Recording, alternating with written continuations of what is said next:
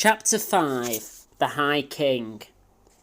Malekith was eager to continue their journey to the hold of the High King, and was grateful that Kurgrik apparently had a schedule of his own to keep. The Thane's shipment of wood was sorely needed for the mines beneath Karazakarak, and the party, dwarves and elves, left the city of Karak Kadrin early the next day. The king came to wave them off, and seemed much more approachable and friendly away from the formality of his court. He shook the hands of each of the elves in turn, and patted Malekith fondly on the arm. He said something in Dwarvish, and Malekith smiled and nodded, not bothering to listen to Elandrian's translation. Malekith and the party did not travel back to the main gates, but were taken by an underground route to another entrance. Though slightly less grand, this portal was no less impressive to the prince, for it led not to the surface, but to a vast passageway dug through the bedrock of the mountain. Due south it struck, paved with flags and large enough for many carts and dwarfs to pass each other by with ease. Lanterns lit the underground highway, and the walls were hewn so smoothly that no shadow darkened them. Great pillars of wood and metal shored up the roof, which was easily 4 or 5 times the height of an elf. For this stage of the journey they travelled upon the backs of rocking carts. It was not entirely unpleasant, though the lack of night and day began to wear upon Malekith's nerves. After 3 days he wondered just how far this tunnel was. After 6, he was longing for a sight of sun or stars, or even a storm-filled sky. Periodically they came across guard stations, not unlike underground versions of the way-forts they had stayed in on the surface. Warriors with strange-looking mechanical bows patrolled outwards from these subterranean castles. Branchways and side tunnels broke off from the main road in clustered junctions, and there were always a steady traffic of dwarfs on wagons and on foot. They carried all manner of goods with them: metal ingots, sacks of coal, bushels of crops, mining tools, and all manner of other wares. By the 8th day, Malekith's interest had been restored, for he was now fully realising the extent of the Dwarven realm. They had covered no less than 15 leagues each day, and so had travelled 360 miles or more. The highway went pretty much straight, and so he guessed that they were still heading south. If the side passages and other exits each led to other holds and settlements, then the mountains were swarming with dwarfs. Some of the prince's earlier arrogance dissipated as he pondered the huge implications of an alliance with these people. If the Nagarothi could forge this friendship with speed, then his people would increase the power they already held in the colonies. Knowing this, he now paid more attention to the dealings the dwarfs had with each other, and tried harder to get a rough grasp of their language from Elandrian. He endeavoured to learn their names of the dwarfish companions, outlandish monikers such as Gundgrin, Borodin, Hagrun, and Bartnock. He learnt the words for sword and axe, and that the highway was called the Ungrin Ancor. He learnt their word for gold, and another, until he was thoroughly confused. During a break, Malekith steered Elandrian into a quiet alcove and confronted his lieutenant on the matter. Asgal, Chirk, Brine, Galaz, Nolgan, Gaul, Conk, Thig, Rig, Scoritz. Malekith complained, all of these hideous words, and I cannot work out which one means gold. How am I supposed to learn this stupid language? They all mean gold, Highness, Elandrian said patiently. Gold's gold, said Malekith. Why do they need so many words for it? Gold is, indeed, gold, Highness, said Elandrian, pulling a neck chain from under his robe, upon which hung a small dwarfish amulet he had been gifted by Kurgrik. To a dwarf, however, there are lots of types of gold. The gold on the outer edge, with the reddish tinge, is conch.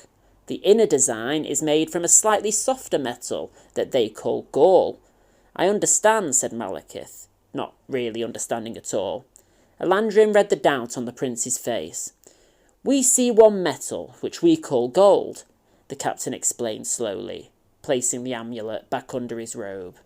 The dwarfs see all sorts of different metals, and they have a name for each one. So each word means a different type of gold, Malekith said. Soft gold, hard gold, shinier gold, that sort of thing.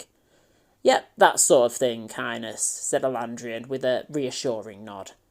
But there can't be that many types of gold, surely, said Malekith. Not physically, no, Elandrin said. His face screwed up in consternation as he worked out how to explain further. To the dwarfs, gold has other qualities, not just physical ones. Such as, Malekith said. Well, there is lucky gold, for a start, said Elandrin. Lucky gold? Malekith's brow furrowed into a frown. Gold that was found by accident, for example, replied Elandrin. Seems strange, but then they are a strange folk, said Malekith. The type of gold also changes depending on where it came from, where it currently is, and its own history, Elandrin continued under the prince's demanding stare. There's a word for gold that is an ingot and hasn't yet been made into something. There's a different word for gold that was once made into something else, but has been melted down to make something new. There's gold that is for spending, what they call impatient, and gold that is for keeping. That's almost the same word they would use for waiting or patience. Then there's gold that you don't even own yet, such as ore or a loan. Of course, that also means there are words for gold that you would like to own or once owned. Enough, snapped Malekith. So they have lots of words for gold. I cannot be expected to learn them all. Oh no, Highness, said Elandrin. Not even the dwarfs know all the names for gold. Apparently, they can make up any name for gold they like, and another dwarf will probably understand what they mean.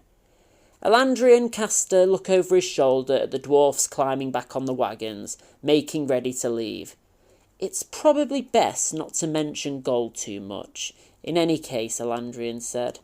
Whenever I mention it, they get quite a queer look in their eyes. Some of them get quite excited. I once mentioned the golden gates of Lothen, and Kurgrik, he almost fainted. So it's best not to tell them that we have a huge treasury in Athol Tyrellian, said Malekith, just in case they come over funny and decide to take it. Yes, Highness, something like that, said Elandrin.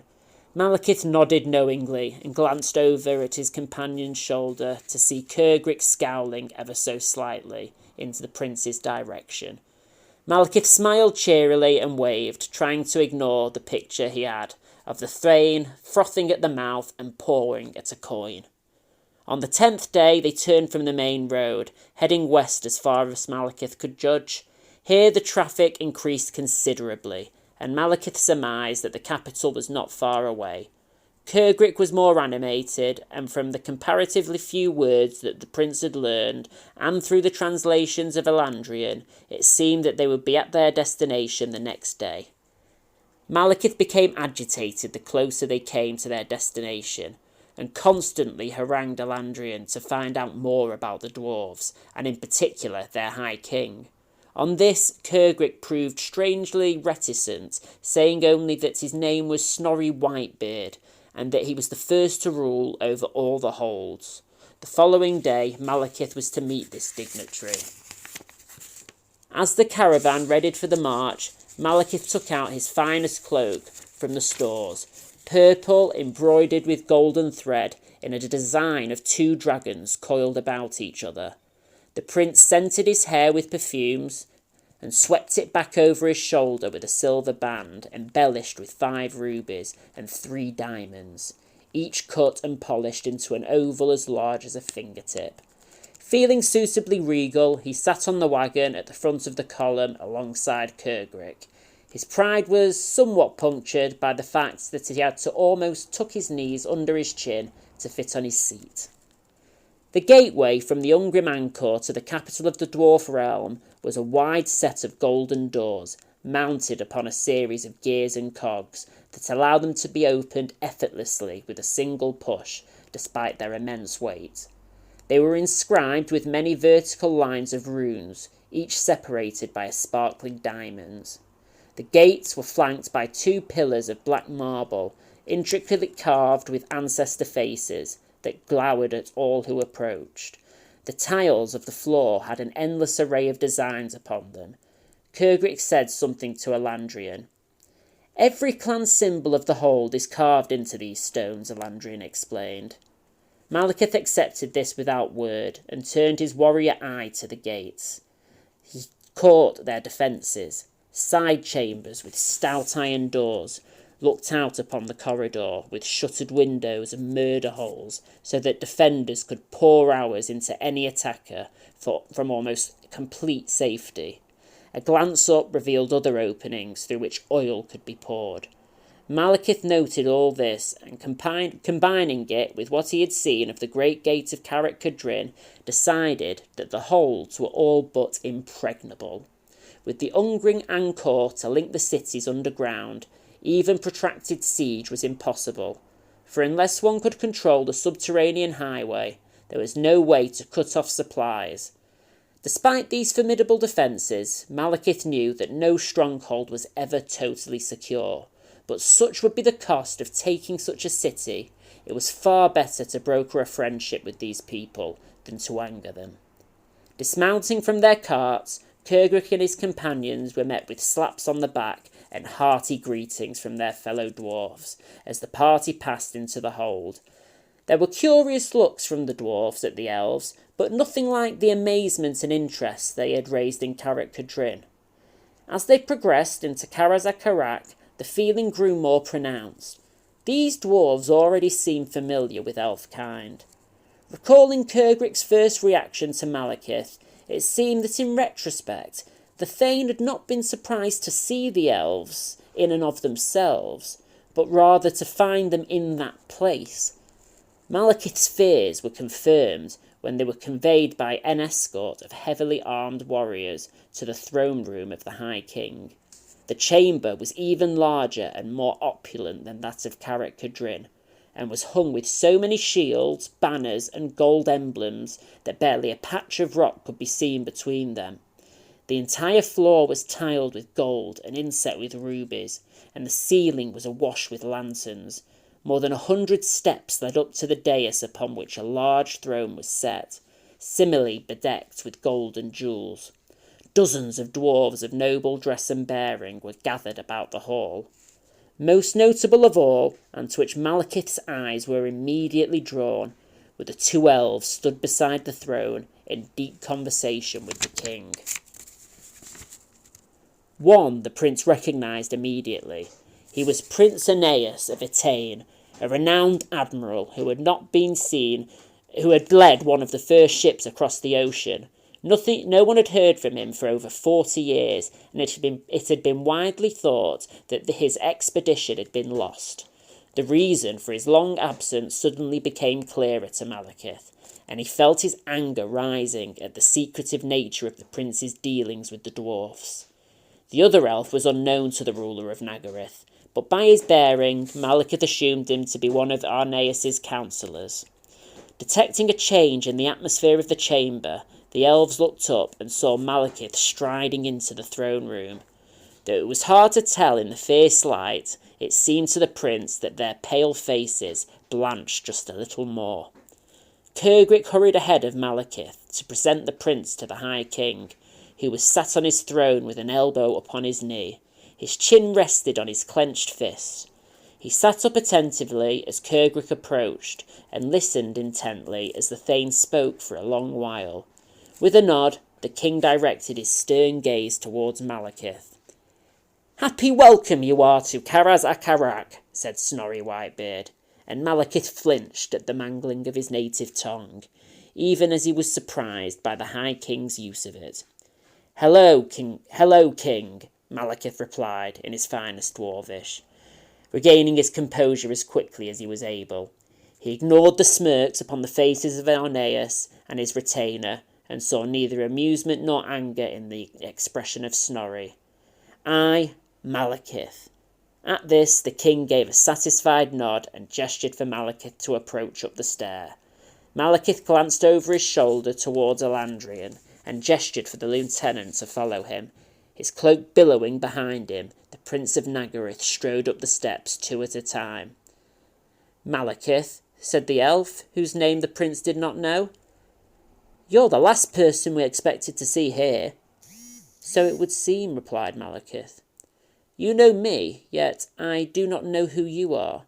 Please inform my companion Elandrian so that I might know the name of the impudent elf I shall soon slay for not using my full title."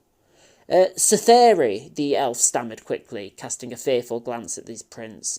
Malekith raised an eyebrow in displeasure. "Your Highness," Cytheri added, with a visible shudder.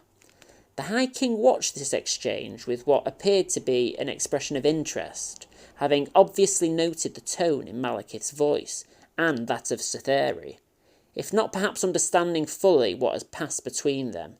Snorri then looked intently at Aeneas, who put on his most obsequious smile and said something in Dwarvish. "Outrageous!" spat Elandrian from behind Malekith, and the prince turned on his lieutenant with an inquisitive glare. There was also a look of shock upon the face of Cytheri, and one of sudden contrition upon Aeneas. "The prince just described you to the king as a minor noble, as far as I am able to understand," Elandrian explained quietly, before quickly adding, "But do not react too harshly before the High King.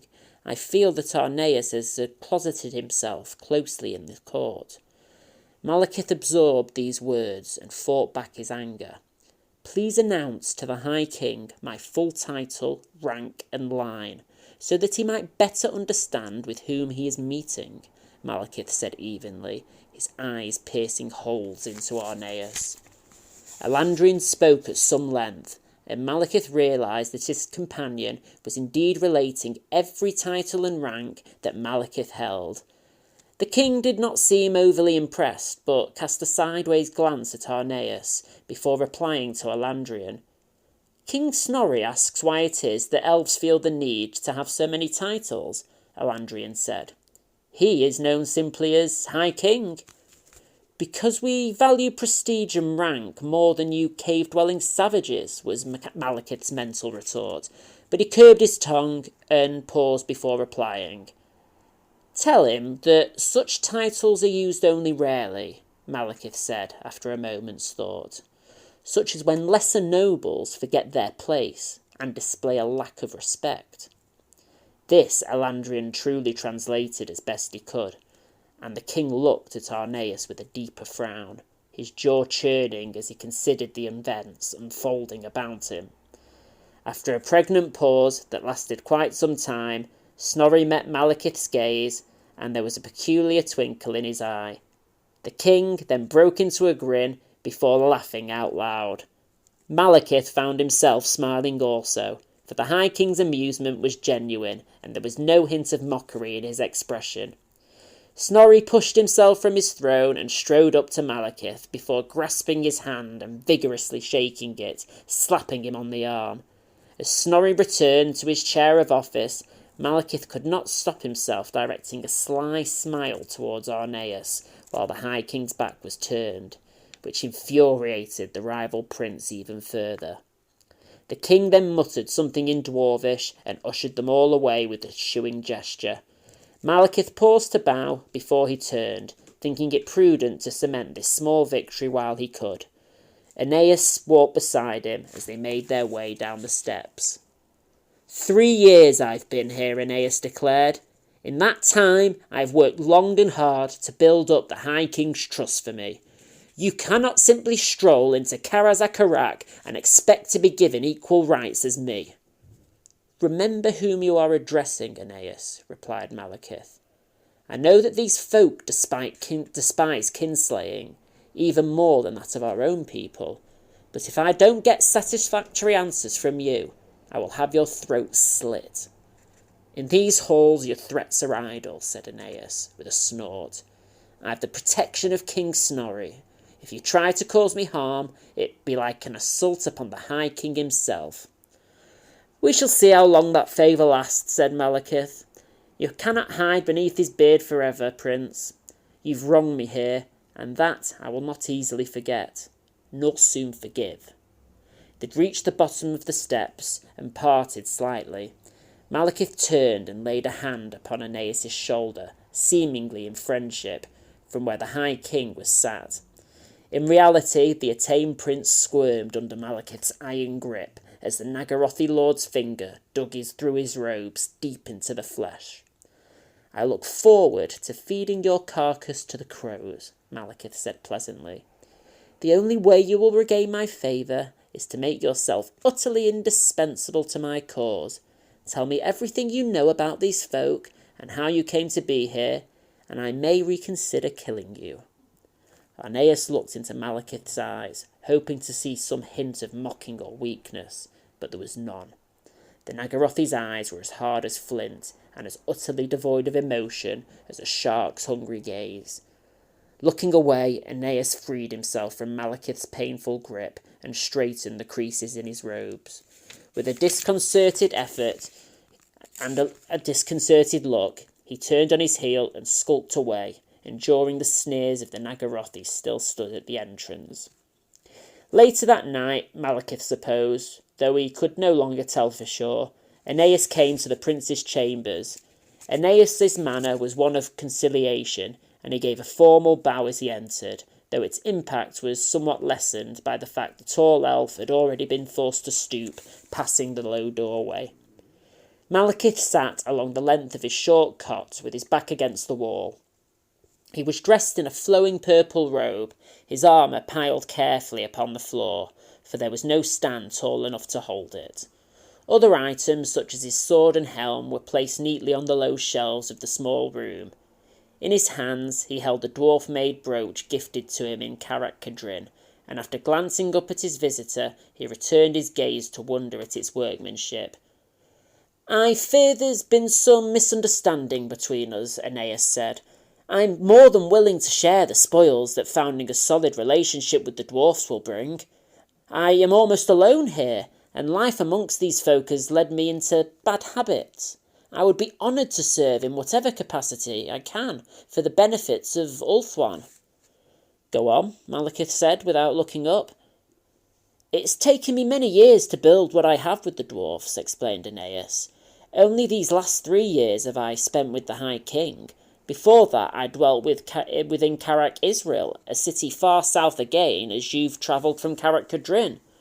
When we sailed across the ocean, we looked to find passage eastwards, but storms blew us onto the coast southwest of where we are now.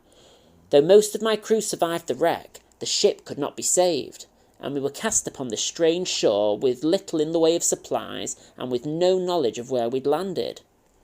Sounds dreadful, muttered Malekith, still entranced by his brooch. It was, said Aeneas, ignoring the prince's irony. The lands between the sea and the mountains are infested with orcs, vicious green-skinned beasts intent on slaughter and destruction. Yes, I know them, said Malekith, still feigning disinterest. My swords met more than a few. Goblins riding upon wolves assailed us, and we were driven ever eastward into the heart of the desolate wilderness that lies south of here, Aeneas continued. We fought as best we could, but their attacks were constant, and gradually our numbers dwindled. For several months we wandered, ever trying to head towards the mountains, but often finding our route cut off by orc camps or marauding war bands. There was little to hunt, and hunger and thirst stalked us as much as the goblins.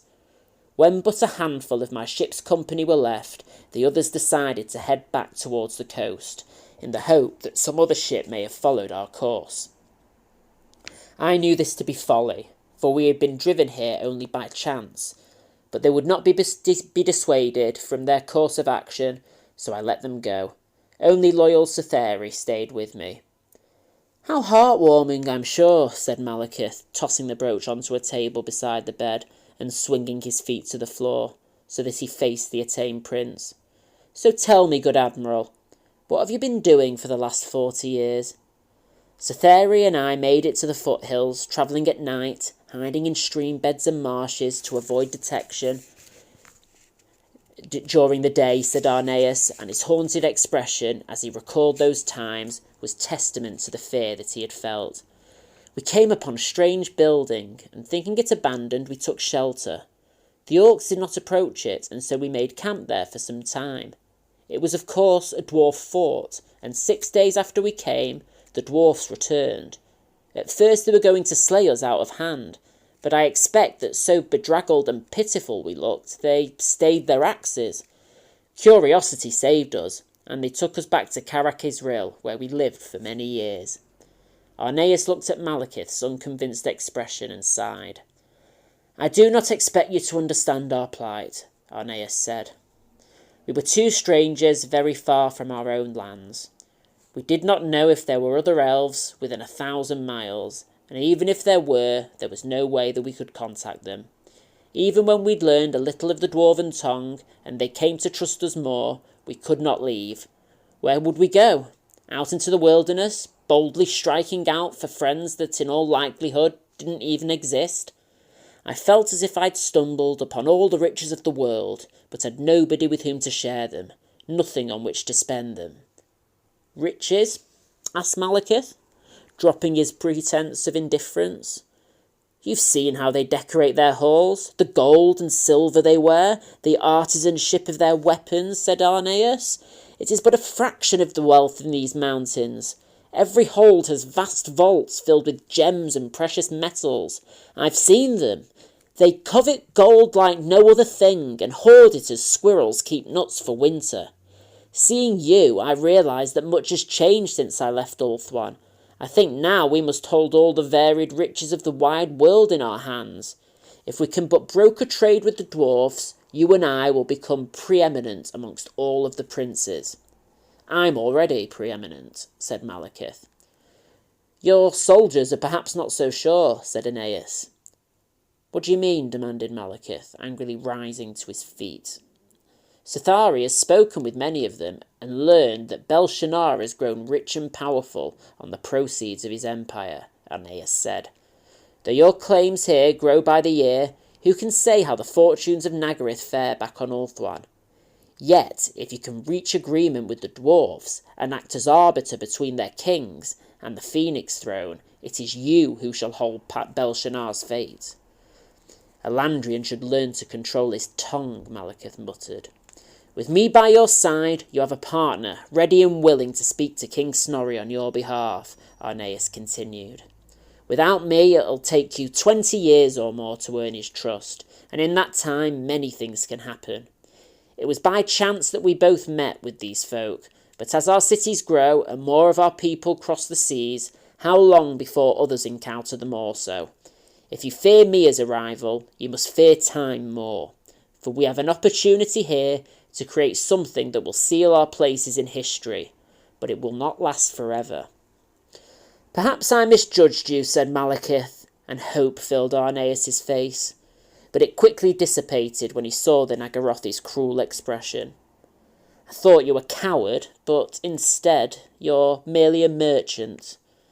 I am the Prince of Nagaryth, a warrior and general, not a trader to barter deals and haggle with lesser entities. And how glorious might be the armies of Nagaryth with the wealth of the mountains in your coffers, said Aeneas with a smile. Dwarf-forged spears in their hands, and dwarf-made arrows in their quivers.